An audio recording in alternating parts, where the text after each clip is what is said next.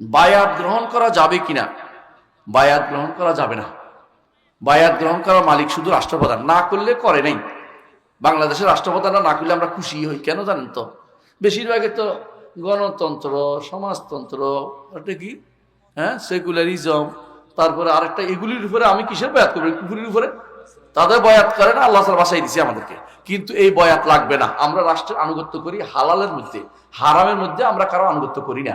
হারামের মধ্যে আনুগত্য করা জায়েজ নাই। রাসূল বল নিষেধ করে দিয়েছেন আমাদেরকে যে যেখানে হারাম আছে সেখানে আনুগত্য করা যাবে না, যেখানে শিরক আছে সেখানে তো যাওয়াই যাবে না।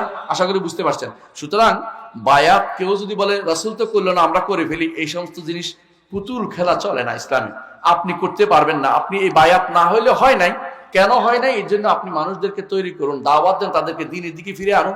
তারা বুঝতে পারে এমন একটা সময় আসবে হয়তো আল্লাহ তাআলা আপনার দ্বারা রাষ্ট্র কায়েম হবে, যে রাষ্ট্রের মধ্যে আপনি তারা বায়াত নেবে, আপনি নিতে পারবেন। হতে পারে এটা আল্লাহ তাআলা ওমা যালিকা আলাল্লাহি বিআজিজ, আল্লাহ তাআলার জন্য এটা কঠিন কিছুই না। আল্লাহ তাআলা যে কোনো সময় পরিবর্তন করে দিতে পারে। সুতরাং এই বায়াত নামে এখন যেটা আপনাদের ক্ষমতায় নাই, কিন্তু আমি আপনার বায়াত হচ্ছি, বালিশ কেউ কি দিচ্ছে, হ্যাঁ, একটা পাগড়ি দিয়ে দিচ্ছে, কেউ বলে যে রুমাল দিচ্ছে, কেউ বলে যে ওইটা দিচ্ছে। এগুলি সবই হচ্ছে বেদাত এবং গুনার কাজ, এগুলি একটাও করা যাবে না।